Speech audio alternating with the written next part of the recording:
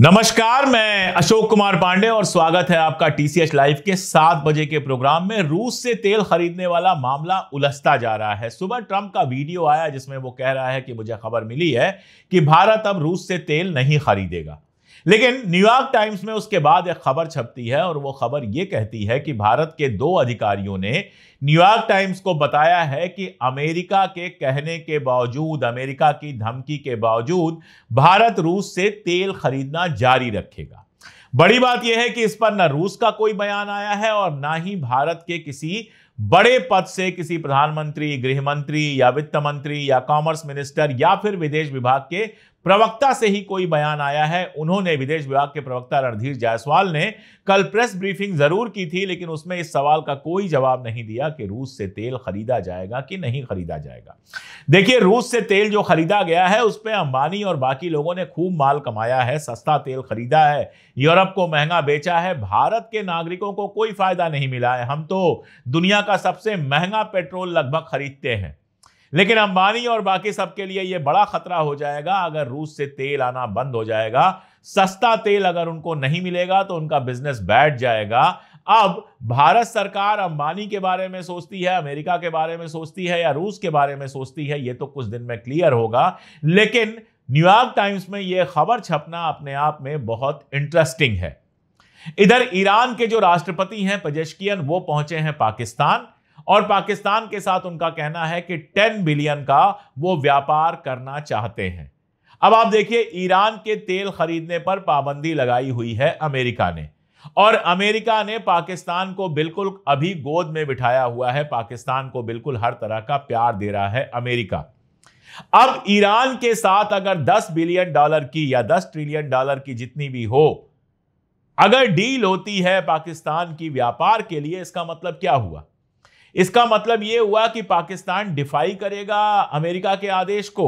आपको लगता है पाकिस्तान ऐसा कर सकता है? मुझे तो फिलहाल नहीं लगता। इसलिए पेजेश्कियन और पाकिस्तान की जो मुलाकात है, पाकिस्तान के प्रधानमंत्री के साथ पेजेश्कियन की जो मुलाकात है, उसको दूसरे लेवल पे देखना चाहिए। पाकिस्तान और ईरान दोनों की सीमा लगती है, सीमा पर बहुत सारी दिक्कतें हैं, खासतौर पर बलूचिस्तान को लेकर बहुत सारी दिक्कतें पाकिस्तान के अंदर हैं।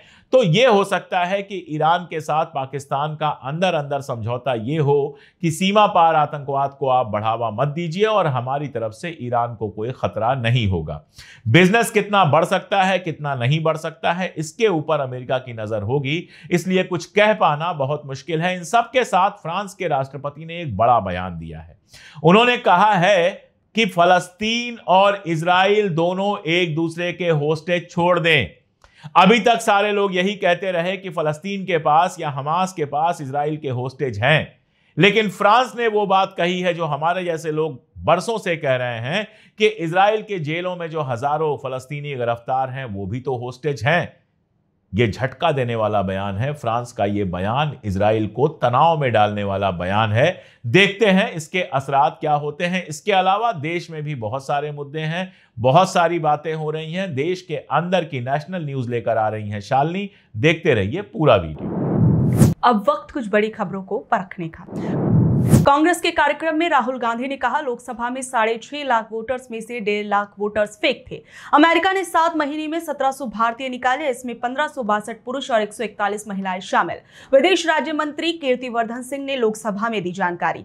वाराणसी के एक कार्यक्रम में पीएम मोदी ने कहा, अगर पाकिस्तान ने फिर कोई पाप किया तो हमारी मिसाइलें आतंकियों को तबाह कर देंगी। द केरला स्टोरी को पुरस्कार मिलने पर भड़के सीएम विजयन, कहा फिल्म को सम्मानित करना केरल वासियों का अपमान है। गैंगरेप पर अहमदाबाद ट्रैफिक पुलिस का विवादित पोस्टर, लड़कियों को दी सलाह रात में पार्टी में नहीं जाना, रेप गैंगरेप हो सकता है, आपत्ति के बाद हटाया पोस्टर। प्रज्वल रेवन्ना को रेप मामले में हुआ आजीवन कारावास। दिल्ली में कुंभ भगदड़ को लेकर रेल मंत्री बोले, सामान गिरने से हादसा हुआ था, बयान में भगदड़ शब्द नहीं था। इससे पहले आरपीएफ ने गलत अनाउंसमेंट को बताया था भगदड़ की वजह। इंडिगो फ्लाइट में जिस युवक को थप्पड़ पड़ा वो लापता, परिवार बोला उसका फोन भी बंद, साथी यात्री ने पैनिक अटैक के पीड़ित को मारा था थप्पड़। गुरुग्राम के उटोन गांव में मस्जिद से राष्ट्रीय ध्वज हटाकर उसकी जगह भगवा झंडा लगाने के आरोपी विकास तोमर की पंजाब और हरियाणा उच्च न्यायालय ने अग्रिम जमानत याचिका खारिज की। वोटर लिस्ट से कटा तेजस्वी का नाम, प्रेस कॉन्फ्रेंस में बताया, कहा मेरा नाम वोटर लिस्ट में नहीं, चुनाव कैसे लड़ूं। अब वक्त कुछ बड़ी खबरों को परखने का।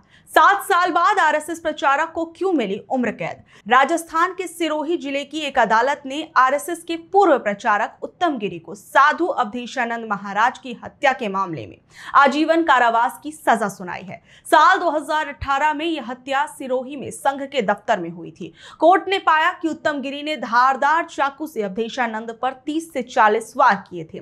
उत्तम गिरी के वकील ने दलील दी थी कि वो गरीब है और युवा है, इसलिए उसके साथ नरमी बरती जाए, लेकिन कोर्ट ने इस दलील को खारिज कर दिया।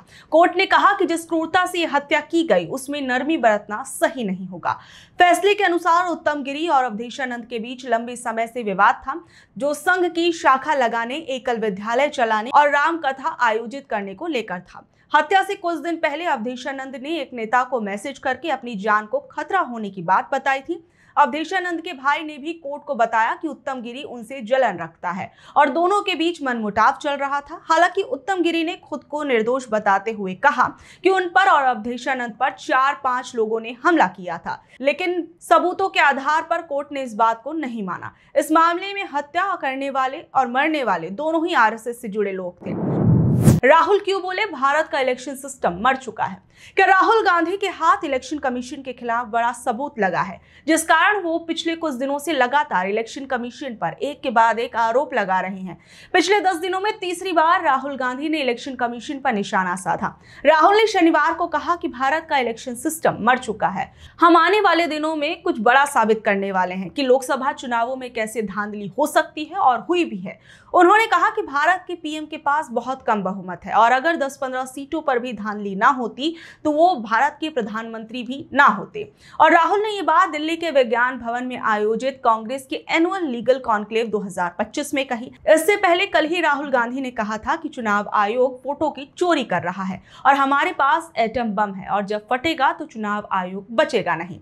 उन्होंने साल 2014 के लोकसभा चुनावों पर भी सवाल उठाए। उन्होंने कहा कि 2014 से ही मुझे इलेक्शन सिस्टम पर संदेह रहा है और भाजपा का इतनी बड़ी जीत हासिल करना आश्चर्यजनक था। मैं बिना सबूत के कुछ नहीं कह सकता, लेकिन अब मैं बिना किसी संदेह के कहता हूं कि हमारे पास सबूत हैं और लोकसभा में हम चुनाव जीते और फिर 4 महीने बाद हम न केवल हारे बल्कि पूरी तरह से खत्म हो गए। हमने पाया कि महाराष्ट्र में लोकसभा और विधानसभा चुनावों के बीच 1 करोड़ नए मतदाता जुड़े और इनमें से ज्यादातर वोट भाजपा को जाते हैं। संविधान की रक्षा करने वाली संस्था को मिटाकर उस पर कब्जा कर लिया गया है। हमारे पास ऐसे सबूत हैं जो पूरे देश को दिखा देंगे कि चुनाव आयोग जैसी संस्था का कोई अस्तित्व ही नहीं है, ये गायब हो गई है और चुनाव आयोग जैसी संस्था ठीक से काम नहीं करती। वहीं इस बीच कल ही चुनाव आयोग की तरफ से एक बयान सामने आया। उन्होंने कहा कि जो राहुल गांधी ने तमाम आरोप लगाए हैं वो सभी निराधार हैं और चुनाव आयोग इन सभी को नजरअंदाज करता है।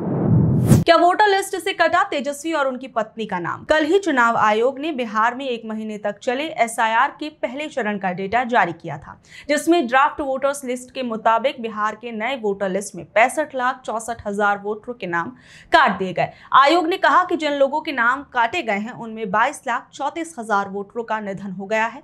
36,28,000 वोटर स्थायी रूप से दूसरी जगह शिफ्ट हुए हैं। वहीं 7,01,000 वोटरों का नाम 2 जगह था। इस कारण इन लोगों का नाम हटाया गया। लेकिन इस बीच बिहार में नेता प्रतिपक्ष तेजस्वी यादव ने एक बड़ा बयान दिया। उन्होंने कहा कि उनका नाम वोटर लिस्ट से कट गया है और इसकी जानकारी उन्होंने खुद दी एक प्रेस कॉन्फ्रेंस करके। उन्होंने कहा कि बीएलओ हमारे यहाँ आई थी और हमारा सत्यापन करके गई थी, फिर भी मतदाता सूची में हमारा नाम नहीं है। और यही बात उन्होंने अपनी पत्नी को लेकर भी कही कि मतदाता सूची में उनकी पत्नी का भी नाम नहीं है। इस दौरान तेजस्वी यादव ने क्या कुछ कहा, जरा वो सुनिए।